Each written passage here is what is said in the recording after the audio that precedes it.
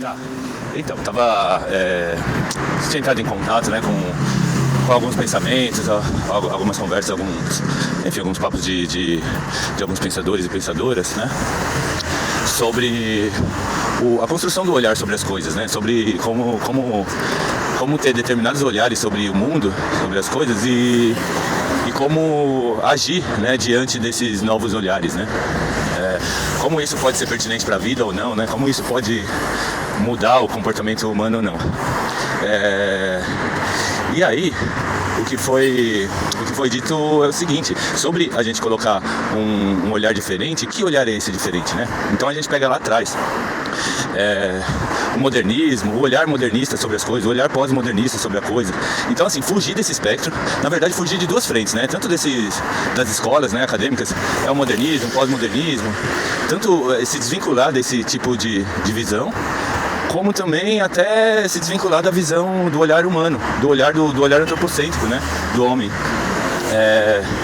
Vai parecer brisa, mas assim, por exemplo, começar a se conectar, começar a considerar o olhar de uma planta sobre o mundo, o olhar de uma pedra sobre o mundo.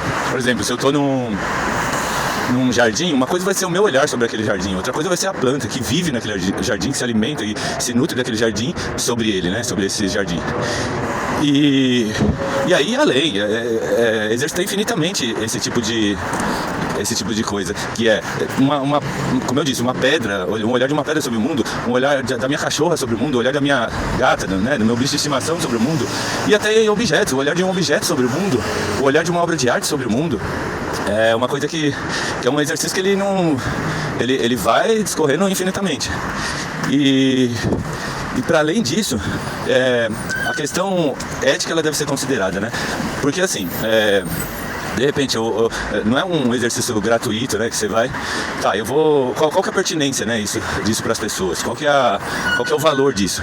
E aí eu teria que tentar achar um meio termo de comunicar, trazer esse exercício, o resultado desses exercícios, desses olhares novos, tanto para a arte, como para o pensamento humano, isso no sentido mais acadêmico, mas por outro lado trazer também isso para a vida prática do senso comum, do ser humano comum, da pessoa comum, né?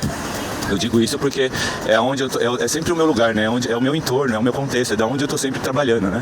E é da onde eu vivo, da onde vem a minha visão sobre as coisas. Então, assim, né? Como isso acarretaria no meu fazer artístico e como isso acarretaria na vida das pessoas comuns.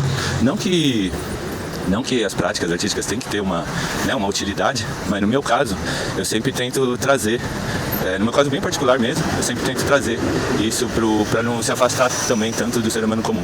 Mas, e uma outra coisa para complementar isso, trazendo isso para a prática e tal, você faz, vai trazer vários olhares, não necessariamente eu vou ter... alguns olhares, eu vou ter olhares, não necessariamente vou ter olhares éticos, né, sobre as coisas. Então eu acho que tem um norte também, que aí não dá para abrir mão, que é com a ética, um compromisso com a ética e com a vida. Acho que isso não dá para abrir mão. Fora isso, acho que esse exercício de olhar, e como eu disse, parece viagem, parece brisa, você exercitar o olhar das coisas sobre o mundo ou sobre determinada situação, eu acho que talvez seja um exercício válido para construir novas perspectivas, novos olhares artísticos, como eu disse. Isso entra até um pouco me ocorrendo aqui agora, no perspectivismo do Viveiro de Castro, mas eu acho que é algo que dá para ir além, né? Porque ele discorre sobre seres vivos, né? Ou não, enfim. Acho que a gente poderia pegar até, por exemplo, não só uma planta, um bicho, ou um animal, ou uma pedra, um objeto, mas a gente pode pensar até no sentido de uma paisagem, por exemplo. Qual o olhar daquela paisagem sobre mim, sobre o mundo, sobre as coisas, sobre o contexto que eu quero analisar, né? Então eu acho que é um exercício válido. Fica aí a reflexão.